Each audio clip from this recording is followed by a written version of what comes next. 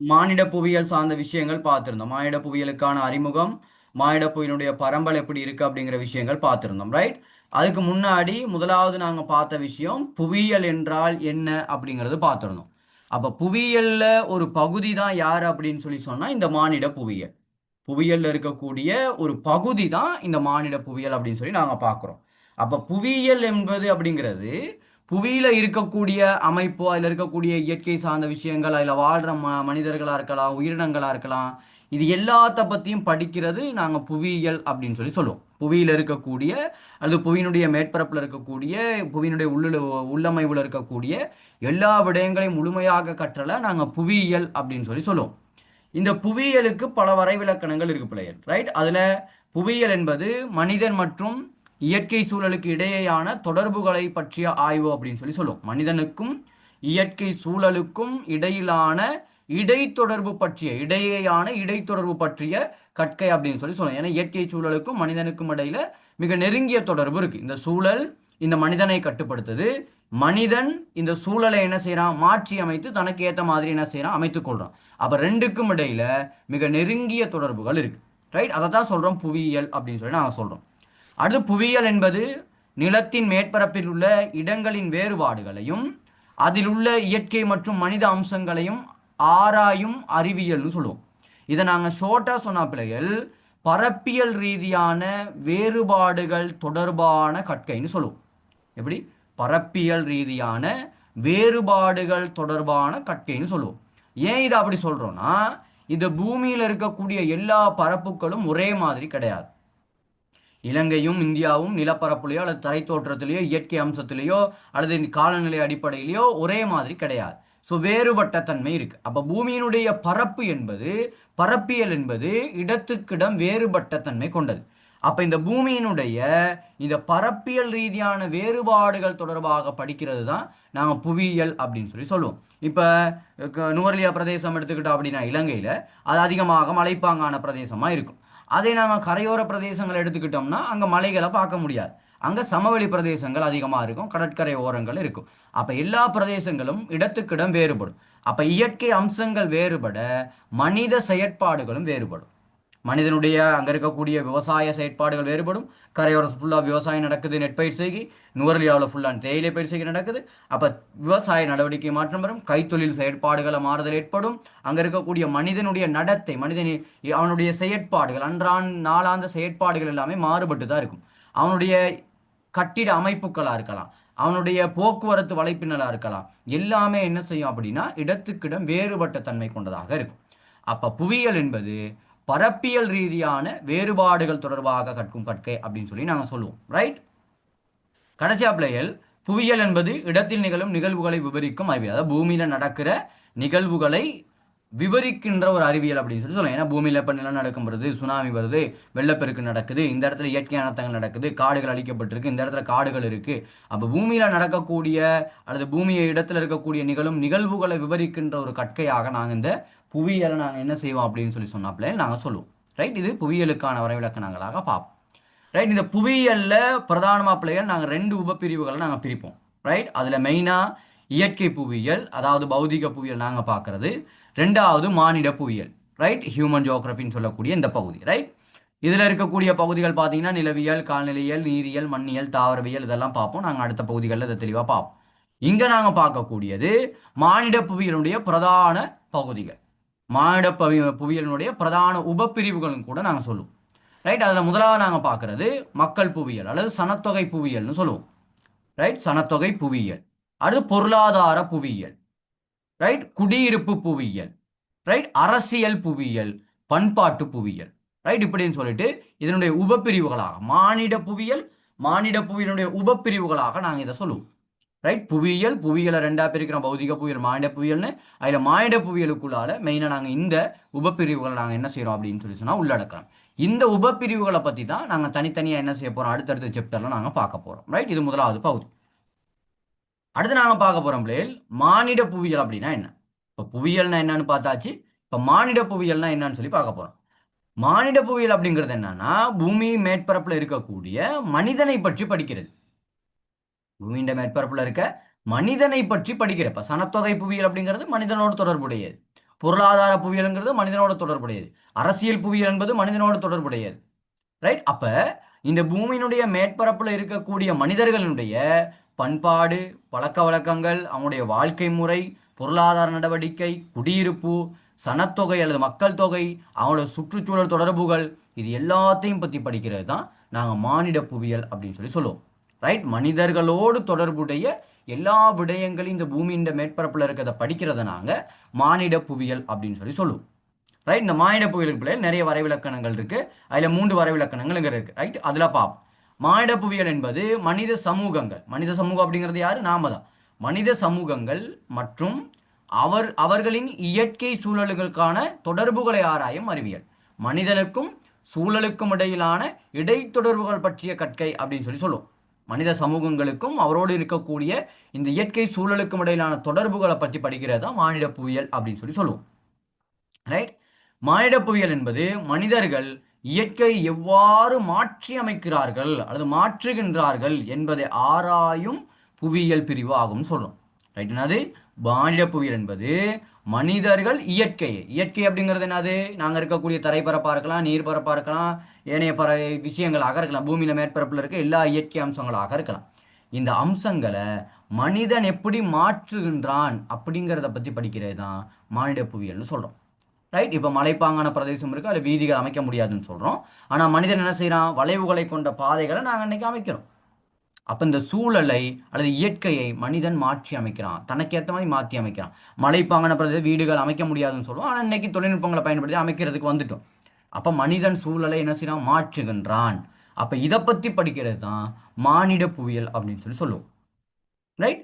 அடுத்து நாங்கள் பார்க்குறோம் மனிதம் மற்றும் சூழலுக்கு இடையேயான சாலமிகு உறவுகள் பற்றி விளக்கும் ஒரு கற்கை. மனிதனுக்கும் சூழலுக்கும் இடையிலான தொடர்பு, நாங்கள் மேலே பார்த்த அதே விஷயம்.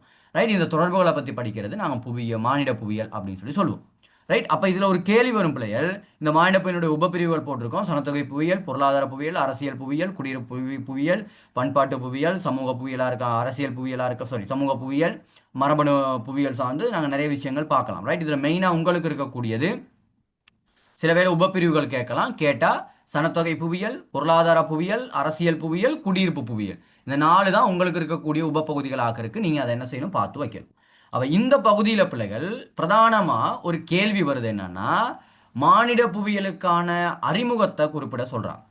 ரைட்? மானிட புவியியலுக்கான அறிமுகத்தை அல்லது மானிட புவியியலுக்கான வரைவிலக்கணத்தை கேட்குறாங்க.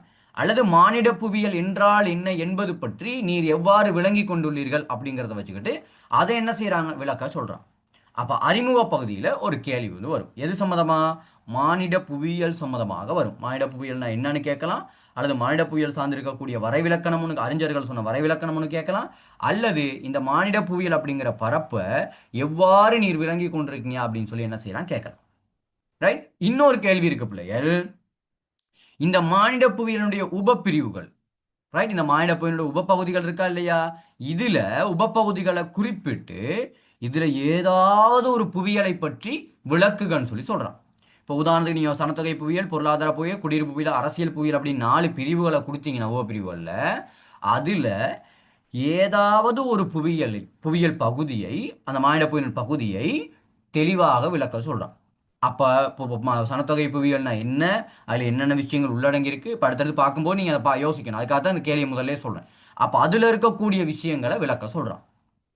ரைட்? இது இந்த அறிமுக பகுதியில் வரக்கூடிய கேள்விகளாக நாங்கள் பார்க்குறோம். ரைட்? லாஸ்ட்டாக நாங்கள் கேள்விக்கு வருவோம். ரைட்?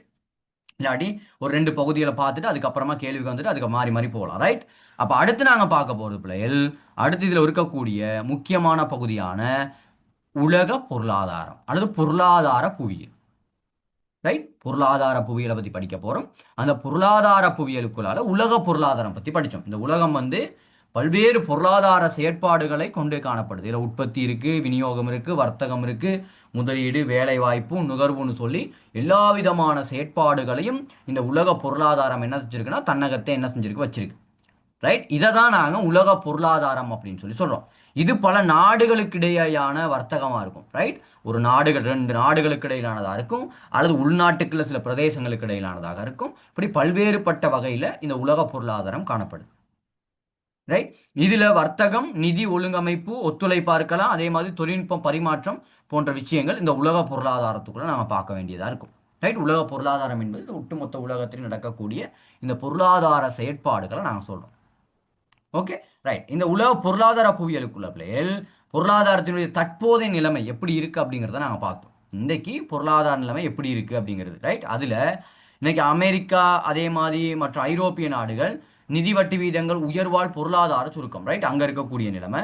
ஆசியாவில் இருக்கக்கூடிய நாடுகளான இந்தியா, சிங்கப்பூர் தொடர்ந்து வளர்ச்சி ஏற்பட்டுக்கிட்டு வருது. ஆப்பிரிக்காவில் வளங்கள் அதிகரித்து முனைவது, ஆனால் அரசியல் சூழ்நிலை காரணமாக பதற்ற நிலைகள் அல்லது பொருளாதார பின்னடைவுகள் காணப்படுது.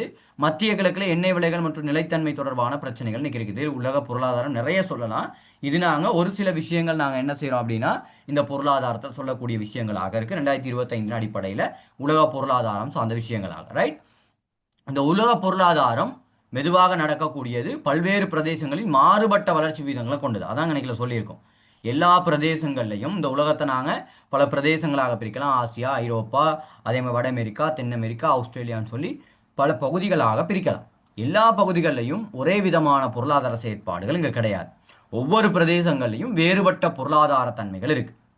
ரைட். வேறுபட்ட பொருளாதார தன்மைகளை கொண்டதாக இருக்கு. இந்த பொருளாதார தன்மை நோட் பண்ணிக்கோங்க பிள்ளைகள். இந்த பொருளாதார தன்மைகள் வெளி அடிப்படையில் வேறுபடுது, இடம் அடிப்படையில் வேறுபடுது, எண்ணக்கரு அடிப்படையில் வேறுபடுது. ரைட். இடம், அதே மாதிரி வெளி, இடம், எண்ணக்கரு அடிப்படையில் 3 ஒழுங்கமைப்பின் அடிப்படையில் இது வேறுபட்ட தன்மை கொண்டதாக இருக்கு. வெளி அடிப்படையில் பார்க்கும்போது இப்போ இலங்கையில் உதாரணத்துக்கு இலங்கையில் இருக்கக்கூடிய பொருளாதார நடவடிக்கைக்கும் அல்லது இலங்கையில் இருக்கக்கூடிய ஒரு பிரதேசத்தில் இருக்கிறதுக்கும் ஜப்பானில் இருக்கக்கூடிய ஒரு பிரதேசத்தில் இருக்கக்கூடிய பொருளாதாரம் வேறுபட்ட தன்மை கொண்டது. அப்போ வெளி ரீதியான, வெளி அப்படிங்கிறது பிரதேசம், புவியியல் இருக்கக்கூடிய முக்கியமான ஒரு கோட்பாடு. ரைட். இந்த வெளி அடிப்படையில் இந்த பொருளாதாரம் என்ன செய்யுது அப்படின்னா வேறுபட்ட தன்மை கொண்டதாக இருக்கு. அடுத்து இடம் அடிப்படையில். ரைட். இடத்துக்கு இடம் வேறுபட்ட தன்மை கொண்ட பொருளாதார செயற்பாடுகள் இங்கே இருக்கு. அடுத்து எண்ணக்கரு அடிப்படையில் அப்படின்னு சொல்லி இந்த 3 ஒழுங்கமைப்பின் அடிப்படையில் இந்த பொருளாதார கட்டமைப்பு என்ன செய்யுது அப்படின்னா வேறுபட்ட தன்மை கொண்டதாக என்ன செய்யுது அப்படின்னா இருக்கு.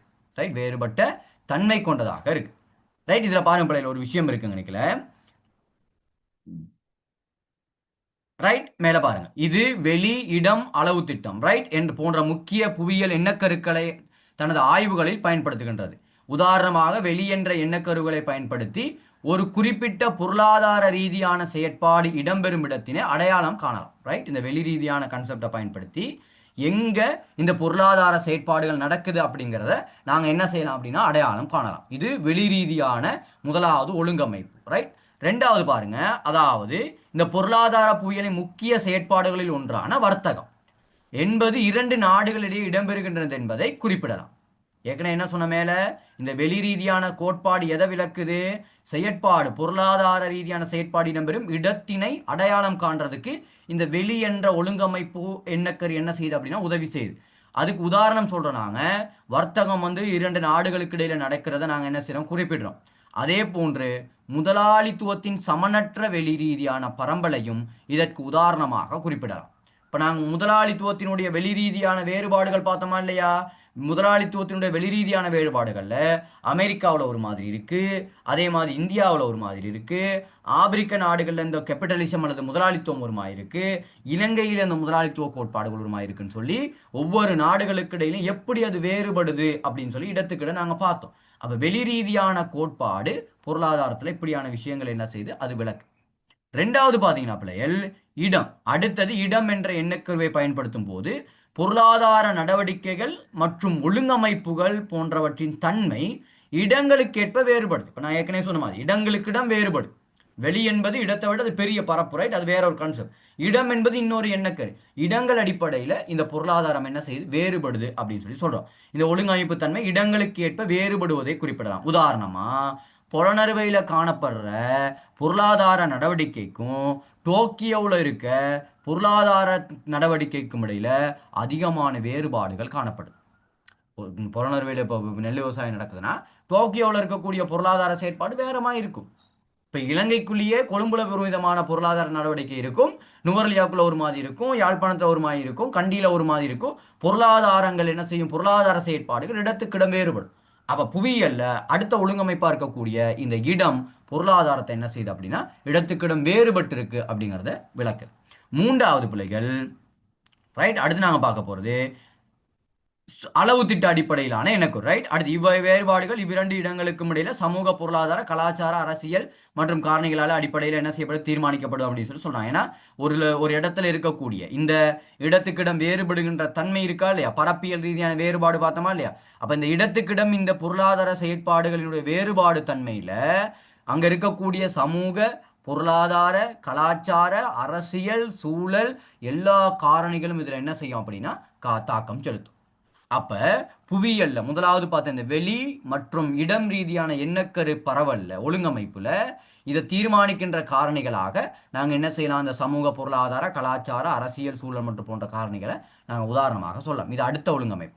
மூன்றாவது ஒழுங்கமைப்பு பிள்ளைகள் அளவு திட்டம், ரைட். மூன்றாவது அளவு திட்டம் எதை பார்க்கணும், நாங்க அளவு திட்டம் என்ன கருவை நாங்க பார்க்கிறோம், ரைட். அளவு திட்டம் என்பதை நோக்கும் போது பொருளாதார செயற்பாடுகளை பல மட்டங்களாக நாங்க பார்க்கலாம். அதுல சர்வதேச மட்டம், உள்நாடுகளுக்கு இடையில் நடக்கிறது, பிராந்திய மட்டம் அப்படின்னு சொல்லி அளவுகள் அடிப்படையில் அளவு திட்ட அடிப்படையில் நாங்கள் இந்த பொருளாதாரத்தை என்ன செய்ய முடியும் அப்படின்னு சொல்லி சொன்னால் நாங்கள் இதை பார்க்க முடியும்.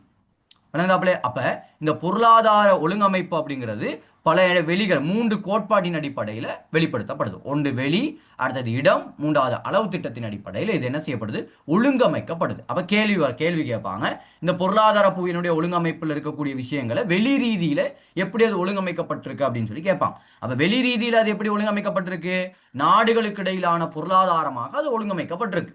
ஒரு நாடுல எப்படி இருக்கு, இன்னொரு நாட்டுல எப்படி இருக்கு அப்படின்னு சொல்லி நாடுகள் ரீதியாக இந்த வெளி ரீதியான பரம்பலுக்குள்ளால அது என்ன செய்யப்பட்டிருக்கு, ஒழுங்கமைக்கப்பட்டிருக்கு அப்படின்னு சொல்லி சொல்லுவோம், ரைட். இதுக்கு அடுத்துதான் நாங்க மெயினா பார்த்தது 3 விதமான கோட்பாடுகள் பார்த்தோம், ரைட். உலக பொருளாதாரத்தில் இருக்கக்கூடிய பிரச்சனைகள் பார்த்திருக்கோம், ரைட். இதுகள் நீங்க பாருங்க, ரைட். உலக பொருளாதாரத்தில் இருக்கக்கூடிய சிக்கல்கள், உலக பொருளாதார புவியலுக்கான பொருளாதாரத்துக்கான வரைவிலக்கணம் அல்லது பொருளாதார புவியலுக்கான வரைவிலக்கணங்கள் இருக்கு. அதாவது உலகத்தில் இருக்கக்கூடிய பொருளாதாரங்களை புவியியல் நோக்கில் நாங்கள் என்ன செய்யறது, ஆய்வு செய்யறது அல்லது அறிவியல் சார்ந்து பார்க்கிறது நாங்கள் பொருளாதார புவியியல் அப்படின்னு சொல்லி நாங்கள் என்ன செய்வோம் அப்படின்னு சொல்லி சொன்னால் நாங்கள் பார்ப்போம். பொருளாதார புவியியல் என்பது மனிதர்களின் பொருளாதார நடவடிக்கைகள் மற்றும் அவை சார்ந்து இயற்கை சூழல் வைத்திருக்கும் உறவை ஆய்வு செய்யும் புவியியல் பொருளாதார புவியியல் அப்படின்னு சொல்லி நாங்கள் என்ன செய்வோம் அப்படின்னு சொல்லி சொன்னால் நாங்கள் சொல்லுவோம் பிள்ளை, ரைட். இது அதுக்கான வரைவிலக்கணங்கள், ரைட். அடுத்து பொருளாதார போயின முறைகள், ரைட். மேலே பார்த்த அந்த விஷயங்கள் அது அப்படியே இருக்கட்டும். அப்போ ஒழுங்கமைப்பு எப்படி இருக்கும் அப்படிங்கிறத நாங்கள் பார்த்துட்டோம். இந்த ஒழுங்கமைப்புக்குள்ளால அடுத்து 3 கோட்பாடுகள் நாங்கள் பார்த்தோம் பிள்ளை. இந்த ஒழுங்கமைப்புக்குள்ளால 3 கோட்பாடுகள் நாங்கள் மெயினாக பார்த்தோம், ரைட். முதலாவது நாங்கள் பார்த்தது ரைட், விவசாய இட அமைவு கோட்பாடு பார்த்தோம். என்ன பார்த்தோம், விவசாய இட அமைவு கோட்பாடு நாங்கள் பார்த்தோம். ஒன்துவானினுடைய கோட்பாடு, ரைட். ஒன்துவான் விவசாய இட அமைவு மாதிரி, ரைட். திருப்பி வருவோம் இதுக்கு, ரைட். 2வது கோட்பாடு நாங்கள் மெயினாக பார்த்தது இதுல ரைட், வெபரினுடைய கொத்தியரி, ரைட். வெபரினுடைய கோட்பாடு, ஆல்பர்ட் வெபரின் தொழிற்சாலை, ஒரு கை தொழிற்சாலை எந்த இடத்துல அமையணும் அப்படிங்கிற கோட்பாடு பார்த்துருக்கோம், ரைட். இன்னொரு கோட்பாடு பார்த்தது தான் நாங்கள் எது பார்த்தோம் அப்படின்னு சொல்லி சொன்னா, ரைட், குருக்மனினுடைய புதிய பொருளாதார புவியியல் சார்ந்த, ரைட், பவுல் குருக்மனினுடைய புதிய பொருளாதார புவியியல் சார்ந்த கோட்பாடுகள் அப்படின்னு சொல்லி 3 பாது. இதெல்லாம் ஒழுங்கமைப்பு மட்டங்கள் தான். அப்ப வெளி ரீதியாக ஒழுங்கமைக்கப்படுது பொருளாதார புவியியல், இட ரீதியாக ஒழுங்கமைக்கப்படுது, அளவு திட்டத்தின் அடிப்படையில் ஒழுங்கமைக்கப்படுது, அடுத்து கோட்பாடுகள் அடிப்படையில் ஒழுங்கமைக்கப்படுது, ரைட். அதுல தான் 3 விதமான கோட்பாடுகள் நாங்க என்ன செஞ்சோம், மெயினா நாங்க இதுக்குள்ள பார்த்தோம். கோட்பாடு ரீதியாக நோக்கும்போது பொருளாதார புவியியலானது பழம்பெரும் இடமைவு கோட்பாடுகளை பயன்படுத்தி என்ன செய்யப்படுது, ஒழுங்கமைக்கப்பட்டிருக்கு. அதுல ஒன்துவானினுடைய கோட்பாடு விவசாயத்தை எப்படி ஒழுங்கமைக்கிறதுன்னு சொல்லியிருக்கு. வெபரினுடைய கோட்பாடு கைத்தொழிற்சாலையினுடைய இட அமைவு எப்படி இருக்கணுங்கிறத ஒழுங்கமைச்சிருக்கு. அடுத்து பவுல் குருக்மனினுடைய புதிய பொருளாதார புவியியல் கோட்பாடு நவீன அண்மையில் இருக்கக்கூடிய பொருளாதார செயற்பாடுகள் எப்படி இருக்கு அப்படிங்கிறத அது ஒழுங்கமைச்சிருக்கு அப்படின்னு சொல்லி நாங்கள் என்ன செய்வோம் அப்படின்னா நாங்கள் சொல்லுவோம், ரைட். இதுல இருக்கக்கூடிய விஷயம், ரைட். ரைட். அடுத்து நாங்கள் பார்க்குற பிள்ளைகள் பொருளாதார முறைகள் எப்படி 5 விதமான பொருளாதார முறைகள் இந்த உலகத்தில் இருக்கு அப்படிங்கிறத நாங்கள் பார்த்தோம், ரைட். நிறைய இருக்கு, நாங்கள் மெயினாக 5 எப்படி இருக்கு அப்படிங்கிறத பார்த்துருந்தோம். முதலாவது பிழைப்பூதிய பொருளாதாரங்கள் பார்த்துருந்தோம். அடிமைத்துவம், நிலப்பிரபுத்துவம், முதலாளித்துவம், சோசலிசம் அப்படின்னு சொல்லிட்டு 5 விதமாக இந்த பொருளாதாரத்தினுடைய படிமுறை வளர்ச்சியை நாங்கள் பார்த்துருந்தோம். அப்போ பிழைப்பூதிய பொருளாதாரங்கள் அப்படிங்கிறது பண்டைய காலத்தில் இருந்த தன்னிறைவு பொருளாதார முறை அப்படின்னு சொல்லி சொல்லுவோம். தனக்கு தேவையானது தானே என்ன செய்துக்கிட்டாங்க, உற்பத்தி செய்து கொள்ற ஒரு முறையாக நாங்கள் பார்க்குறோம். அதுக்கு அடுத்தடுத்து வரக்கூடியதான் இந்த அடிமைத்தனம், நிலப்பிரபுத்துவம், முதலாளித்துவம், அதே மாதிரி சோசலிசம் போன்ற இந்த கொள்கைகள், ரைட். முதலாளித்துவம் சோசலிசம் நாங்கள் டீப்பாக பார்த்துருக்கோம், ரைட். போய் ஒரு ரிவிஷன் அடிப்போம். அதில் முதலாவது இந்த பொருளாதார முறைகளுக்குள்ள பிள்ளைகள் இந்த பிழைப்பூதிய பொருளாதாரம் அப்படிங்கிறது மிக பழமையான ஒரு பொருளாதார முறைமையாக சொல்லப்படுது. ரைட், இதை ஓர்டராக தான் நீங்கள் பாடமாக்கணும். அப்போ தான் படிப்படியாக ஸ்டெப் பை ஸ்டெப்பாக எப்படி வருதுன்னு தெரியும். அப்போ இது பழமையானதாக இருக்குது. இது தங்களுக்கு தேவையான அளவுக்கு மட்டுமே உற்பத்தி செய்தாங்க. இங்கே வர்த்தகம் தான் கிடையாது. இங்கே வர்த்தகம் வந்து பண்டமாற்று முறையில் தான் இருந்தது. இங்கே பெரிய அளவு பண ரீதியான வர்த்தகம்லாம் கிடையாது. பொருளை கொடுத்து பொருளை வாங்கி கொள்கிற பண்டமாற்று முறையிலான வர்த்தகம் இங்கே இருந்தது. அவ்வளோதான். அது பெரிய அளவும் கிடையாது. ரைட், தனக்கு தேவையான தானே உற்பத்தி செய்து கொள்ளுகின்ற ஒரு தன்னிறைவு சமூக பொருளாதார முறையாக இந்த பிழைப்பூதிய பொருளாதார முறை என்ன செய்யுது அப்படின்னா பண்டைய காலத்தில் இருக்கு. இதுக்கு அடுத்ததாக வளர்ச்சி அடைந்த பொருளாதார முறை தான் என்னன்னா அடிமைத்துவ பொருளாதாரம். இதுக்கு அடுத்த காலப்பகுதியில் இருந்தது. இது என்னன்னா மனிதர்கள், அதாவது உழைப்பாளிகள் அப்படிங்கிறது யாரு? மனிதர்கள் தான். மனிதர்களை அடிமையாக பயன்படுத்தி பொருளாதாரம் செய்கின்ற அல்லது பொருளாதார உற்பத்திகளை மேற்கொள்ளுகின்ற ஒரு செயற்பாடாக இந்த அடிமைத்துவ பொருளாதாரம் இருக்கு. எதற்கு? இந்த அடிமைத்துவ பொருளாதாரம். பண்டைய கிரேக்க ரோம்ல இப்படியான செயல்முறைகள் இருக்குன்னு சொல்றோம். மனிதர்களை அடிமைப்படுத்தி தங்கள் நிலத்தில் மிக கொடுமையாக என்ன செய்தாங்க அப்படின்னா அடிமைகளாக உழைப்பை வாங்கினாங்க. அவங்கள்ட்ட இருக்கக்கூடிய உச்சகட்ட உழைப்பை அடிமைகளாக்கி உறிஞ்சி எடுத்தது தான் இந்த கிரேக்க ரோமினுடைய கடைசி காலப்பகுதிகளில் அதிகமாக இருந்ததாக நான் பார்க்குறோம். அப்போ ரெண்டாவது அடிமைத்துவ பொருளாதாரம். ரைட், மூன்றாவது நாங்கள் பார்க்குறோம் நிலப்பிரபுத்துவ பொருளாதார முறை. நிலப்பிரபுத்துவம், ரைட், பிரபுக்களுடைய அதிகாரம். ரைட், அப்போ மத்திய யுகத்தில் நடைபெற்று இருந்தது. நிலம் என்பது முக்கியம். ரைட், இங்கே என்ன மெயின் சொல்கிறாங்க அப்படின்னா மத்திய காலம், உலகத்தினுடைய வரலாறை நாங்கள் மூன்றாக பிரிக்கிறோம். ரைட், புராதன காலம், கிரேக்க ரோம காலங்களை புராதன காலம் அப்படின்னும், அதுக்கு அடுத்து இருக்கக்கூடியதை மத்திய காலம் அப்படின்னும், அதுக்கு பிறகு இருக்கக்கூடியதை நவீன காலம்னு மூன்றா பிரிக்கிறோம். இந்த மத்திய கால காலப்பகுதிகளில் பிரபுக்களினுடைய அதிகாரம் மேலோங்கி இருந்ததினால அரசர்களை விட இந்த பிரபுக்களினுடைய, குறிப்பாக ஐரோப்பாவில் ரைட், பிரபுக்களினுடைய அதிகாரம் மேலோங்கி இருந்ததுனால பிரபுக்களுக்கு கீழே என்ன செய்தால், அல்லது பண்ணையாளர்களுக்கு கீழே அதிக நிலங்கள் இருக்கு. அந்த நிலங்கள்ல மக்கள் என்ன செய்யறாங்க அப்படின்னா அடிமைகளாக பயன்படுத்தி இந்த பொருளாதார செயற்பாடுகளை முன்னெடுக்கிறாங்க. இது நிலப்பிரபுத்துவ பொருளாதார முறையாக நாங்கள் பார்க்குறோம். அப்போ முதலாவது பிழைப்பூதிய பொருளாதார முறை, ரெண்டாவது அடிமைத்துவ பொருளாதார முறை, மூன்றாவது நிலப்பிரபுத்துவ பொருளாதாரம் அப்படின்னு சொல்லி மூன்று முறைகள் நாங்கள் பார்க்குறோம். ரைட், அடுத்து நாங்கள் பார்க்குற தான் பிள்ளைகள் முதலாளித்துவமும் சோசலிசம். இந்த உலகத்தில் இன்னைக்கும் நடைமுறையில் இருக்கக்கூடிய இரண்டு பொருளாதார கோட்பாடுகள் நாங்கள் பார்க்குறோம். ரைட், இதில் சார்ட் போடுறோம். ரைட், இதில் நாங்கள் சார்ட்டை பார்க்கலாம் பிள்ளைகள். முதலாளித்துவத்துக்கும் சோசியலிசத்துக்கும் எப்படியான விஷயங்கள் இருக்குது. முதலாளித்துவம் என்பது முழுமையாக தனியார் சொத்துரிமையை கொண்டதாக இருக்கும். சோசலிசம் என்பது அரசு அல்லது சமுதாய சொத்துரிமை கொண்டதாக இருக்கும். ரைட், தான் முதலாளித்துவத்துக்கும் சோசலிசத்துக்கும் இடையிலான வேறுபாடு. இன்னைக்கு முதலாளித்துவ உலகத்தில் இருக்கக்கூடிய அதிகமான நாடுகள் முதலாளித்துவத்தை பின்பற்றுகிற நாடுகளாக இருக்கு. சோசலிசத்தை பின்பற்றுகிற நாடுகளாக கியூபா, ரஷ்யா, சீனா போன்ற நாடுகளை வடகொரியா சொல்ல முடியாது. ஸோ இந்த நாடுகளை நாங்கள் உதாரணங்களாக சொல்றோம். இப்போ இலங்கை, இந்தியா போன்ற நாடுகள் மிக்ஸ்ட். ரைட், முதலாளித்துவம் தனியார் துறையும் இருக்கும், அரசு துறையும் இருக்கும். அப்போ கலப்பு ரீதியான ஒரு பொருளாதார முறையை என்ன செய்யறாங்க அப்படின்னா இவங்க கொண்டு நடத்திக்கிட்டு இருக்காங்க. ரைட், இந்த மாதிரியான நாடுகள். அடுத்து நோக்கம் பார்த்தீங்கன்னா இங்கே முதலாளித்துவத்தில் லாபம் தான் நோக்கமாக இருக்கும். ஆனால் சோசலிசத்தில் சமநிலை மற்றும் மக்கள் நலன் நோக்கமாக இருக்கும். இங்கே அரசினுடைய பங்கு குறைந்த தலையீடாக இருக்கும். இங்கே சோசலிசத்தில் அரசு தான் எல்லாத்தையும் செய்யும். இங்கே முதலாளித்துவத்தில் தனியார் தான் எல்லாத்தையும், சந்தை சுதந்திரம் காணும், யார் வேணாலும் செய்யலாம் அப்படிங்கிற சந்தை ஓப்பன் மார்க்கெட்னு சொல்லுவோம் இல்லையா, அந்த ஓப்பன் மார்க்கெட் சிஸ்டம் வந்து இங்கே இருக்கும். ரைட், திறந்த பொருளாதார கொள்கைன்னு சொல்லுவோம். ரைட், எப்படி சொல்லுவோம்? திறந்த பொருளாதார கொள்கைன்னு சொல்லுவோம். அது விலை நிர்ணயம் சந்தை நிர்ணயிக்கும். இங்கே அரசு தான் நிர்ணயிக்கும். எவ்வளோ அரிசிக்கு வரணும் அப்படிங்கிறத கட்டுப்பாட்டு விலையை அரசு தான் தீர்மானிக்கும். அங்கே சந்தை தான் தீர்மானிக்கக்கூடியதாக இருக்கும். போட்டி, உயர் போட்டி இருக்கும், போட்டி குறைவாக இருக்கும். ரெண்டுக்கும் இடையிலான வேறுபாடுகள். Right, right. அடுத்து சொத்து சேர்க்கை நீங்கள் பாருங்க பிள்ளை, இங்கே அதிகமாக இருக்கும், இங்கே குறைவாக இருக்கும். வேலை வாய்ப்பு பார்த்தீங்கன்னா திறமை தொழில் அடிப்படையில் வழங்கப்படும். இங்கே அரசு வேலை வாய்ப்புகள் உருவாக்கப்படும். ரைட், அடுத்து சமத்துவம், பொருளாதார சமத்துவம் இல்லாத காணப்படும். இங்கே பொருளாதார சமத்துவம் இருக்கும். ஏன் முதலாளித்துவத்தில் பொருளாதார சமத்துவம் இருக்காதுன்னா அங்கே லாப நோக்கில் செயற்படும் போது முதலாளிகள் அதிக லாபம் சம்பாதிக்கக்கூடியவங்களா இருப்பாங்க. அப்போ அங்கே சமூகத்தில் அவங்க உயர்ந்த நிலைக்கு போயிடுவாங்க பொருளாதார ரீதியாக. அங்கே தொழிலாளர்கள் கீழ்மட்டத்தில் இருப்பாங்க. அப்போ அங்கே பொருளாதார சமத்துவம் இருக்காது. ஆனால் இங்கே சோசலிசத்தில் பொருளாதார சமத்துவம் என்ன செய்யும் இருக்கும். ஏன்னா அரசு தான் என்ன செய்யும், பங்கிட்டு கொடுக்கக்கூடியதாக இருக்கும். உதாரணமான நாடுகள் பாருங்க, அமெரிக்கா, ஜப்பான், ஜெர்மனி போன்றது. இந்த பக்கம் சோவியத் யூனியன், முன்பு சோவியத் யூனியன், இன்றைக்கு ரஷ்யா ஒரு பகுதியாக இருக்கு. சோவியத் யூனியன், கியூபா, ரைட், வடகொரியாவிலையும் இருக்குன்னு சொன்னால் அது சில சீனா, ரைட், சீனா சில ஒரு குறிப்பிட்ட அளவு சீனாவில் இருக்குது அப்படின்னு சொல்லி நாங்கள் என்ன செய்யலாம் அப்படின்னா நாங்கள் சொல்லலாம் இந்த சோசலிசம் இருக்கக்கூடிய நாடுகளாக நாங்கள் என்ன செய்கிறோம், பட்டியலிட முடியாது. அப்போ முதலாளித்துவம் என்பது இந்த கேபிட்டலிசம் அப்படிங்கிறது இன்னைக்கு நடைமுறையில் இருக்கக்கூடிய ஒரு கோட்பாடு.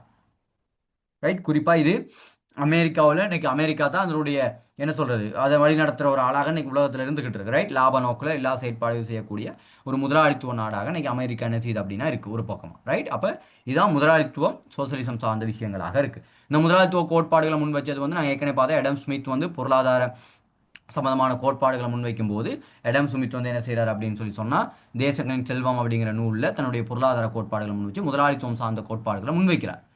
அதுக்கப்புறம் கைத்தொழில் புரட்சி 18 நூற்றாண்டு காலப்பகுதியில் வர இந்த தொழிலாளர்கள் அதிகமாக சுரண்டப்படுறது, அவங்களோட உழைப்பு சுரண்டப்படுது, அவங்க அதிகமாக வேலை செய்கிறாங்க அப்படிங்கிறத பார்த்த கார்ல் மார்க்ஸ் சோசலிச கொள்கை என்ன செய்கிறார் அப்படின்னா முன்வைக்கிறார், ரைட். கார்ல் மார்க்ஸ், ஏங்கல்ஸ் போன்ற தலைவர்கள் என்ன செய்கிறாங்க அப்படின்னா மக்கள் நலன் சார்ந்து, மக்கள் அல்லது சமுதாயம் சார்ந்து என்ன செய்கிறாங்க அப்படின்னா இந்த சோசலிச கொள்கையை இந்த உலகத்தில் என்ன செய்கிறாங்க முன்வைக்கிறாங்க, ரைட்.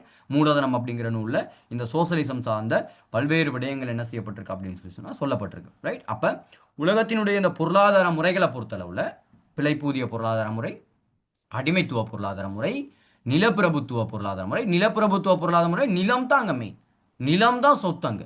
அப்போ நிலப்பிரபுத்துவ பொருளாதார முறை, அடுத்து முதலாளித்துவம், அடுத்து சோசலிசம் அப்படின்னு சொல்லி இந்த பொருளாதாரம் என்ன செய்யப்படுது அப்படின்னு சொல்லி சொன்னால் கட்டமைக்கப்படுது. இந்த பொருளாதாரம் என்ன செய்து கட்டமைக்கப்படுறதாக நாங்கள் சொல்லுவோம், ரைட். இதில் இருக்கக்கூடிய கியூபா போன நாடுகள் எப்படி இருக்குது அப்படிங்கிறது நீங்கள் பார்க்கலாம். ஒவ்வொரு நாடுகள்லையும் எப்படி இருக்குது அப்படிங்கிறத பார்க்கலாம், ரைட். அடுத்த பிள்ளைகள் இந்த பொருளாதார நடவடிக்கையினுடைய பிரதான வகைப்பாடுகளாக நாங்கள் இந்த பொருளாதாரத்தை ஒரு 4 வகை 5 வகையாக பிரிக்கலாம். அதில் முதல்நிலை பொருளாதாரம், அதாவது முதன்மை நடவடிக்கைன்னு சொல்ல முதல்நிலை பொருளாதாரம், 2ஆம் நிலை பொருளாதாரம், 3ஆம் நிலை பொருளாதாரம், 4ஆம் நிலை பொருளாதாரம், 5ஆம் நிலை பொருளாதாரம்னு சொல்லிட்டு இந்த பொருளாதார செயற்பாடுகள் நாங்கள் மெயினாக 5 வகைப்பாடுகளாக பிரிக்கிறோம்.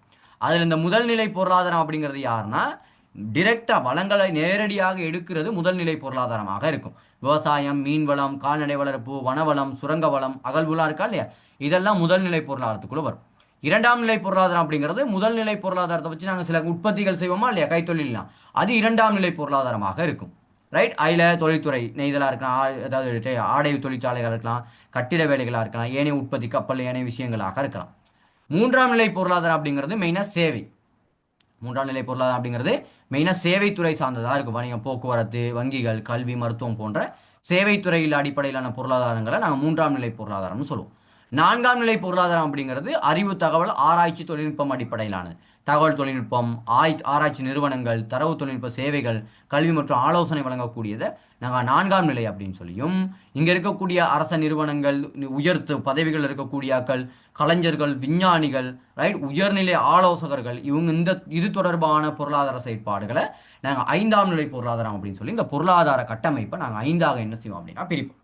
பொருளாதார கட்டமைப்பு எத்தனை பிரிப்போம் நாங்கள் 5ஆக பிரிப்போம், ரைட். அப்போ இது ரொம்ப முக்கியமான பாகுபாடாக இருக்கு. அப்போ பொருளாதார புவியியல்னா என்ன, பொருளாதார புவியினுடைய அந்த வகைப்பாடு வளர்ச்சி எப்படி இருக்கு, அது என்ன செயற்பாடுகள் இருக்கு, அதனுடைய வகைகள் எப்படி இருக்குன்னு பார்த்துருக்கோம், ரைட்.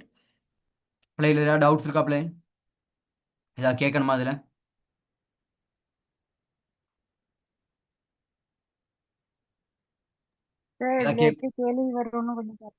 கேள்வி நாங்கள் பார்ப்போம் பிள்ளைகள், கேள்வி எப்படி வருதுன்னு சொல்லி நாங்கள் பார்ப்போம், ஓகே ரைட். இது பார்த்த விஷயங்கள் ஏதாவது திருப்பி சொல்லணும் அப்படி எதுவும் இருக்கா பிள்ளை? இல்ல சார். Right, okay. அப்படி இருந்தா எனக்கு சொல்லுங்க, நான் திருப்பி சொல்றேன், ரைட். நாங்க இப்ப அடுத்து பாப்போம் பிள்ளைகள் என்னன்னு சொல்லி சொன்னா இதுல இருக்கக்கூடிய 3 கோட்பாடுகள் நாங்க மெயினா லாஸ்ட்ல பார்த்த 3 கோட்பாடுகளை நாங்க என்ன செய்யணும் அப்படின்னு சொல்லி சொன்னா இதுல மெயினா பார்க்கணும், ரைட். இதுல விவசாயம் சார்ந்து இருக்கக்கூடிய ஒன்துவானினுடைய இந்த இட அமைவு கோட்பாடு ரொம்ப முக்கியமானது, ரைட். இட அமைவு கோட்பாடு, ஒரு விவசாய நிலம் எப்படி வந்து இட அமைவை கொண்டிருக்கணும் அப்படின்னு சொல்லி யார் சொல்றா அப்படின்னா ஒன்துவான் வந்து தன்னுடைய கோட்பாடுகள்ல முன்வைக்கிறார், ரைட். அப்போ ஒன்துவானினுடைய கோட்பாடுல பாத்தீங்க அப்படின்னு சொல்லி சொன்னா அவருடைய இது மைய சந்தையை கொண்டு வட்ட வடிவம் அடிப்படையில் விவசாயம் என்ன செய்யணும் அமையணும் அப்படின்னு சொல்லி சொல்றார், ரைட். இவருடைய கோட்பாடு அடிப்படையில் நாங்கள் பார்க்கும்போது மையம் சென்டர் மார்க்கெட் சொல்றாரு, முதலாவது வட்டம் சொல்றாரு, அதே மாதிரி இங்க இருக்கக்கூடிய 2வது வட்டங்கள்ல மரங்கள் இருக்கணும்னு சொல்றாரு, 3வது இருக்கக்கூடிய சர்க்கிளுக்குள்ளால தானியங்கள் பயிரிடணும்னு சொல்றாரு, 4வது சர்க்கிளுக்குள்ள கால்நடை மேய்ச்சல் இருக்கணும்னு சொல்லி சொல்றாரு. இந்த இதான் ரைட். இவருடைய கோட்பாடு அடிப்படையில் இவருடைய மத்திய பகுதியில் தான் சந்தை இருக்கணும்னு சொல்லி சொல்றார். அதுக்கு அடுத்த பரப்புல என்ன செய்யணும், டேரி மில்க்ஸ், அதாவது பால் உற்பத்தி சார்ந்த விஷயங்கள் இருக்கணும் அப்படின்னு சொல்லி சொல்றார். அதுக்கு அடுத்து வந்து காடுகள் இருக்கணும், அதுக்கு அடுத்து வந்து இருக்கக்கூடிய தானியங்கள் இருக்கணும், அதுக்கப்புறம் தான் கால்நடை வளர்ப்பு இருக்கணும் அப்படின்னு சொல்லி சொல்றார். இவருடைய கோட்பாடுகள் இவர் மெயினாக சொல்றது நிலம் வந்து சமதரையா இருந்தால் மட்டும்தான் இவருடைய கோட்பாடுகள் சாதகமாக அமையும், ரைட். ஒரே மையச்சந்தை உள்ளது, நிலம் மற்றும் நிலத்தடி ஒரே மாதிரியாக இருக்கணும், போக்குவரத்து நேரியல் செலவுகளை கொண்டது, அதிக லாபத்தை ஈடு பெற்றுக்கொள்ளலாம் அப்படின்னு சொல்லி இவருடைய கோட்பாடில் சொல்றார்.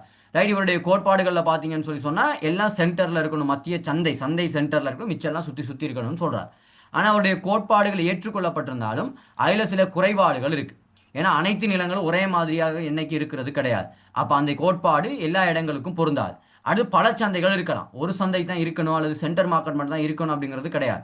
அதை சார்ந்திருக்கக்கூடிய ஏனைய சந்தைகள் என்ன செய்யலாம், தோற்றம் பெறலாம், அல்லது பெரிய சந்தைகள் இன்னும் தோற்றம் பெறலாம். நவீன போக்குவரத்தில் இவருடைய கோட்பாடு அடிப்படையில் பக்கத்தில் பால் உற்பத்தி சார்ந்தது நடக்கும்போது சந்தைக்கு நேரடியாக கொண்டு வரலாம், பழுது குறைவாக இருக்கணும். ஆனால் நடைமுறையில் பார்க்கும்போது இன்னைக்கு குளிர்சாதன வசதிகள், போக்குவரத்து வசதிகள்லாம் எவ்வளவோ டெவலப் ஆயிடுச்சு. அது இன்னைக்கு எவ்வளோ தூரத்தில் இருந்தாலும் பழுதாகாமல் இன்னைக்கு சந்தைக்கு கொண்டு வரதுக்கான தொழில்நுட்பங்கள் இன்னைக்கு வளர்ச்சி அடைஞ்சிருக்கு. அவை இந்த கோட்பாடுகள் அதனால இன்னைக்கு விமர்சனங்களுக்கு உட்படுத்தப்பட்டிருக்கு. அது நகர விரிவடைதல் மற்றும் அரசியல் காரணங்களால் அது வேறுபடும். நகரம் விரிவடைஞ்சிக்கிட்டே போகும்போது அதில் இருக்கக்கூடிய செயற்பாடுகள் அப்படியே தள்ளி தள்ளி போகும். அப்போ இவருடைய சர்க்கிளுக்குள்ளால அவலத்தை என்ன செஞ்சிட முடியாது, கொண்டு வந்துட முடியாது. ரைட். இதுதான் அதில் இருக்கக்கூடிய விஷயங்களாக இருக்கு.